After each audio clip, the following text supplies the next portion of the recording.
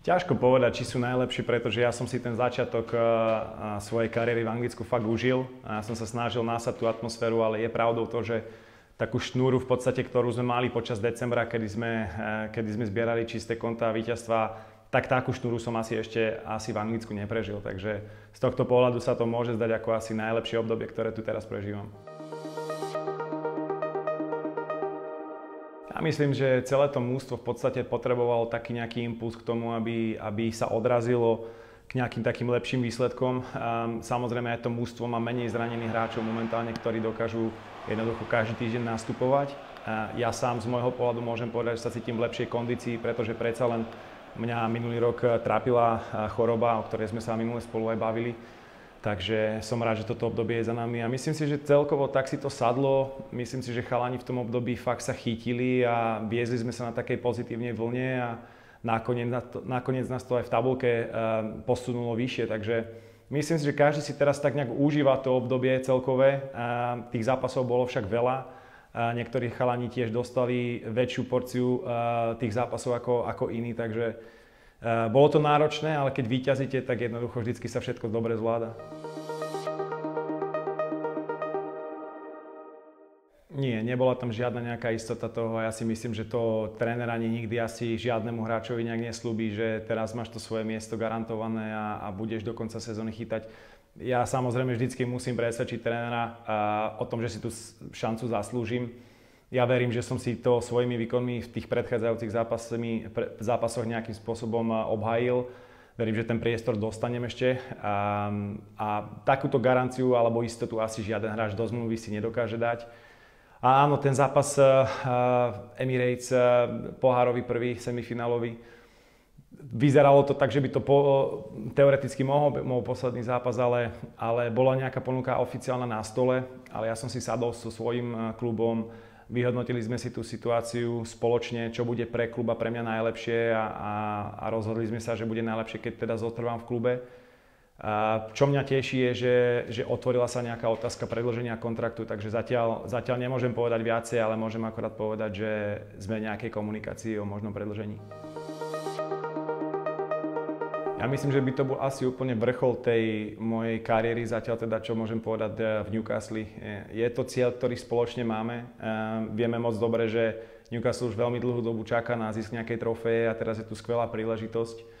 Myslím si, že sme sa poučili aj z toho predchádzajúceho finále. Máme teraz trošku viacej skúseností, takže vieme sa hlavne mentálne trošku ináč pripraviť, alebo teda dôslednejšie pripraviť sa na tento duel.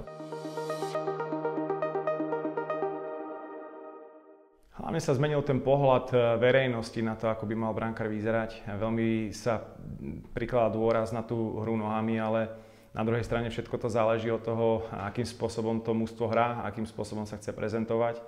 Manchester sa rozhodol angažovať Andreho Onanu, ktorý je skvelý nohami, ale treba si uvedomiť fakt, že David De Gea je stále pre mňa jeden z najlepších brankárov v histórii, ktorý mal možnosť pôsobiť v Premier League. Takže ja myslím, že to aj teraz dokazuje vo Fiorentine, niekedy predvádza fakt skvelé výkony. Takže to už je ale samozrejme na vedení zhodou okolností teraz Manchesteru, ktorí priviedli Andreho, či bude pokračovať v tomto trende alebo nie, alebo sa pozrie po niekom inom. Ten trend sa veľmi zmenil a brankár už nie je vnímaný len ako brankár, ale je to extra hráč v poli a ako náhle nevie nejakým spôsobom pracovať nohami, tak je ťažko zachytiť ten trend, ktorý sa teraz uberá. To sú krátke prihrávky a hrať nejakým spôsobom na riziko vzadu. Takže ten brankár musí byť vo všetkých smeroch proste kompletný a na to sa teraz takto aj podľa mňa prikladá dôraz. Práca nohami. Je to obrovský skok, hlavne v rámci nejakej rýchlosti prevedenia, tvrdlosti striel. Všetko je o mnoho rýchlejšie, o mnoho tvrdšie. Mne osobne to trvalo 2-3 týždne, kým som si vôbec zvykol na tréningové tempo. Dobre si pamätám, kedy tréner Benitez sa pýtal trénera brankárov, že ako to zvládam.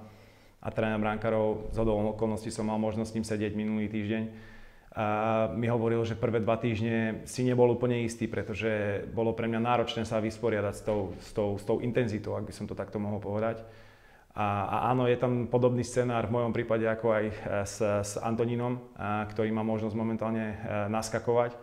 Takže samozrejme ja osobne sa teším z toho, že sa ďalší brankár z Československa, keď tak môžem povedať, sa prebojoval do Premier League.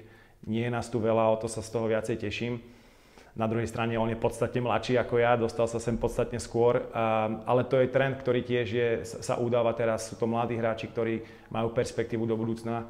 Ja myslím, že fanúškovia v Premier League mali možnosť vidieť takú malú ukážku a upútavku z jeho strany, pretože ja moc dobre viem, aký on je brankár. Mal som možnosť sledovať jeho výkony v Slavii, akým spôsobom sa prezentoval. Mám pocit, že to aj ukazuje v tých zápasoch.